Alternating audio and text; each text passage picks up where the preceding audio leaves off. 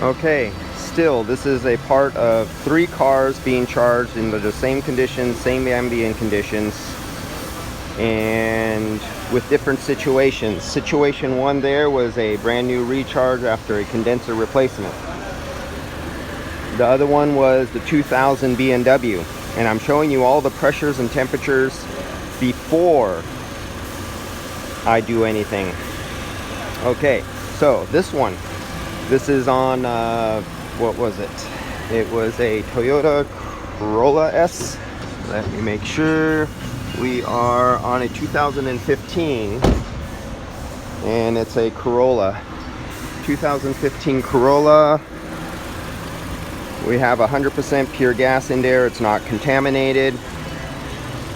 We're at idle, and right now it just cycled off. It's reaching its maximum cooling, but the complaint is it doesn't cool well when it gets hot.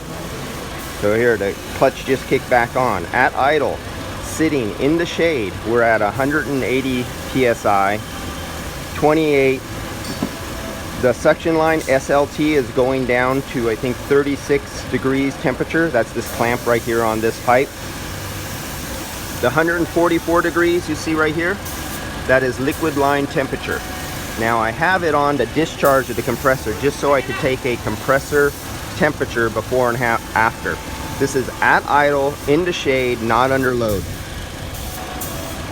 We have 43 degrees, 44 degrees coming out of the dash right now, but his complaint, it doesn't cool when it gets hot.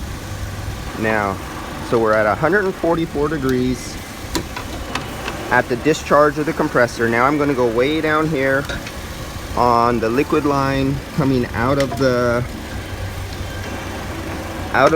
condenser. So now I'm connected on to the liquid line coming out of the bottom of the condenser, where before I was on the suction line just before it enters the top of the condenser. We were at 144 degrees. My probe is cooling down right now because the probe is really hot. The mass of the probe takes a little while to cool down. So now I'm coming down to the temperature of the liquid line coming out. We were 144 degrees entering. Let's see what we stable out at. You can see when it's cycling in and out, it's reaching minimum temperature at the thermostat. We call it a thermostat. The thermistor is telling it to shut off because it's reaching its minimum temperature inside. We're in the shade with no load. So here, 144 degrees. So we had a 40-degree drop from the temperature of the hot gas coming out of the compressor going into line just before it goes into the condenser. And then now I'm hooked up with the temperature probe coming out at the bottom, and I'm at 104. That's exactly 40-degree split. Your delta across drop, 40 degrees. This is before I charge or discharge or do anything.